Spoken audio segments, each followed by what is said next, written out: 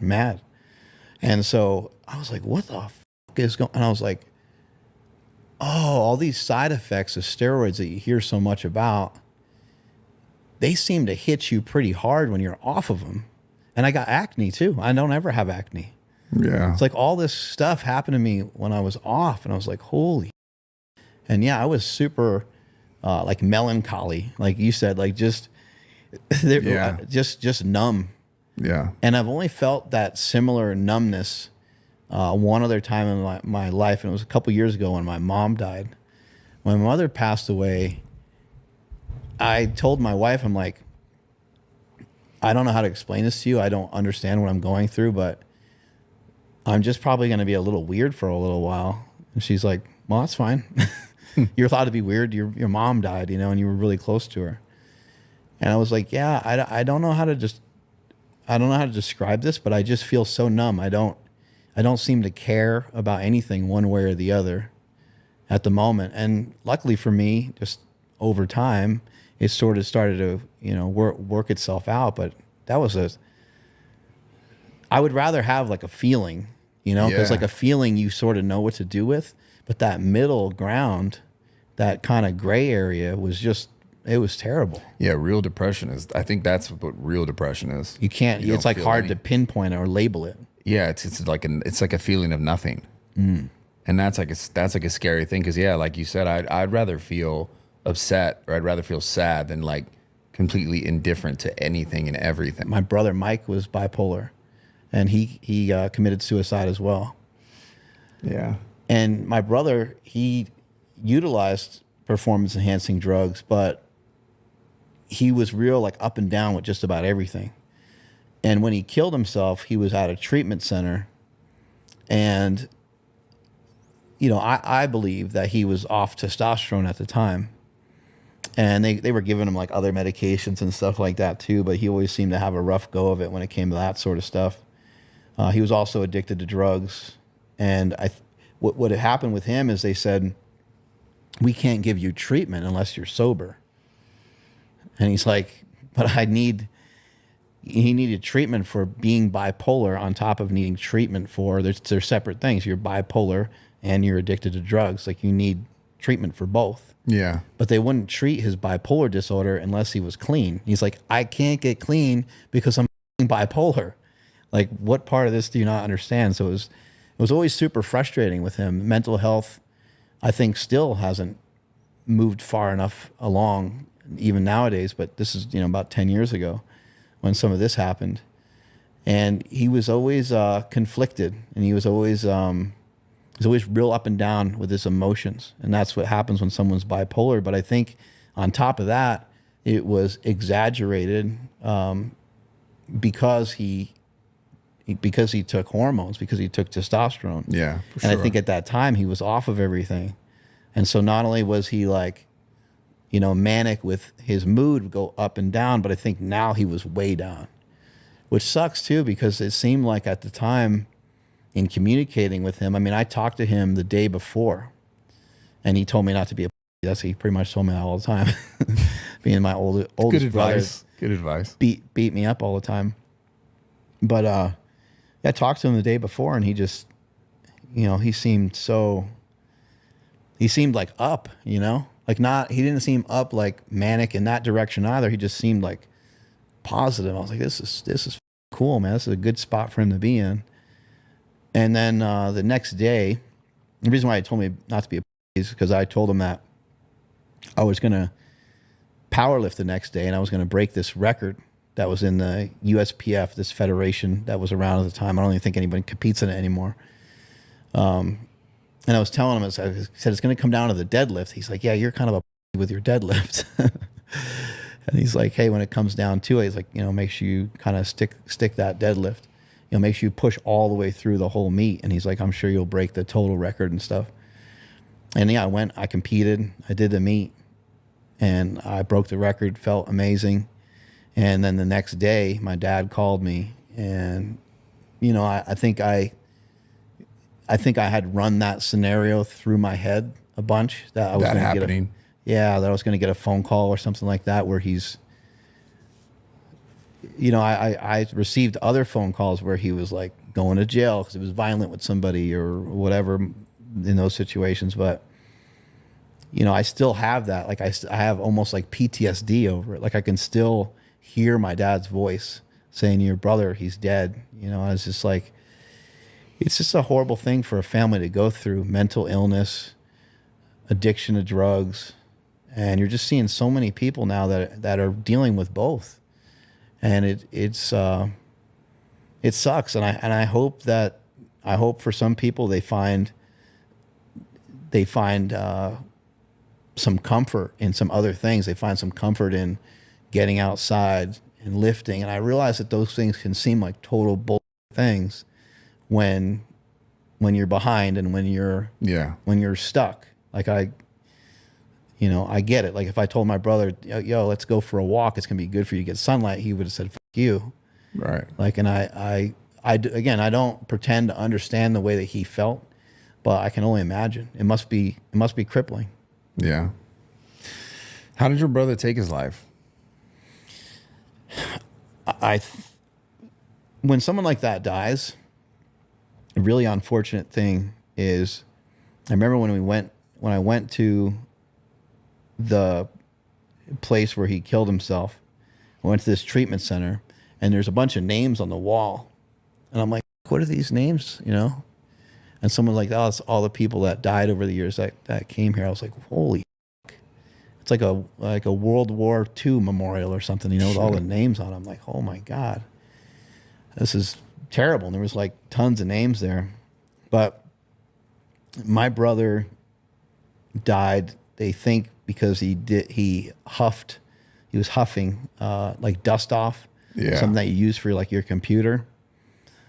And I think a lot of times when people like that die, not that I think personally that there was like foul play. I just think that maybe they're not going to like investigate that thoroughly, because it's like we're at a drug treatment center and we are wheeling somebody out of here, you know, every month or whatever the rate is, you know. And my mother, you know, she always kind of felt that he was killed. I mean, I don't really necessarily think that, but the point is when I think about that, he was always rolling the dice anyway. Yeah. So I don't really think too much about how he died. I like to try to think a little bit more about how he lived. Right. And then even when I think about that, there's like not a ton of positives that I can reflect on, because he had mental illness, and people that have dealt with mental illness before or have it in their family, they know what I'm talking about. And it's really hurtful, you know, because my brother, he was my idol. You know, he taught me how to lift. He taught me how to fight. You know, he taught me so many things. I learned so many things from him. The only way I'm able to sit here and kind of talk about it like plainly and stuff is, you know, number one is I've run through this so many times. I've talked about it openly many times, and that's been cathartic. But he also has said many times that he just didn't want to be here. And so when I think about that, life was very, very difficult for him for whatever reason. And for me to want him here is almost like, you know, for me to want him here is almost like a selfish thing, because he couldn't take it anymore. He didn't like, you're talking about like kind of people backstabbing you and stuff. He hated that. That stuff like broke his heart so much. He was the kind of guy, he wore his like heart and his emotion on his sleeves. Yeah. And if you told him something and then you went back on it, it didn't matter what it was. It could be the smallest thing.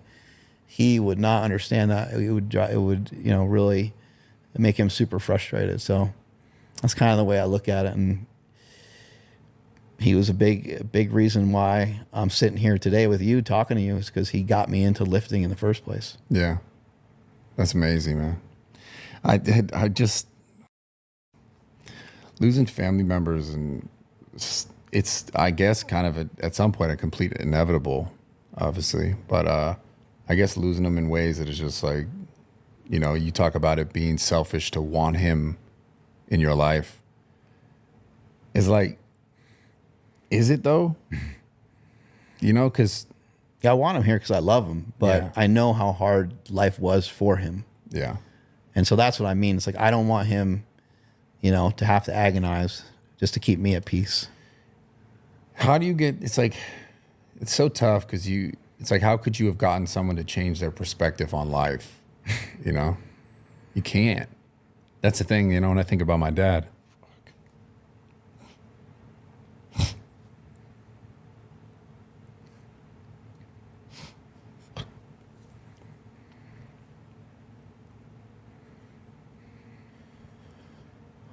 Fuck.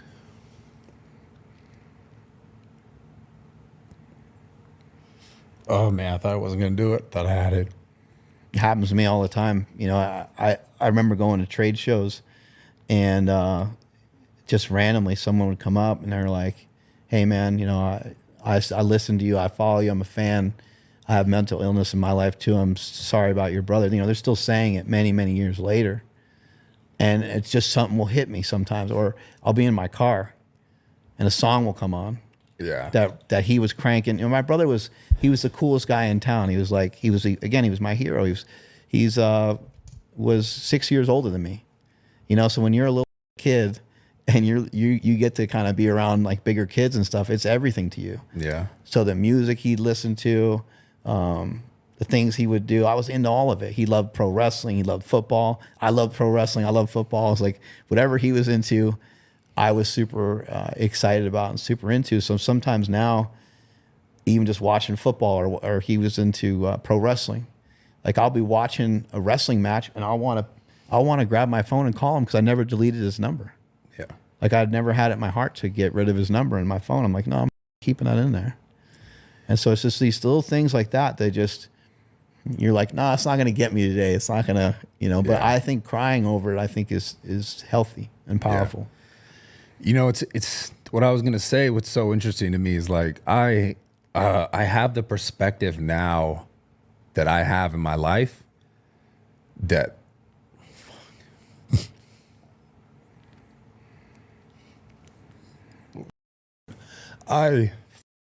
it's so difficult.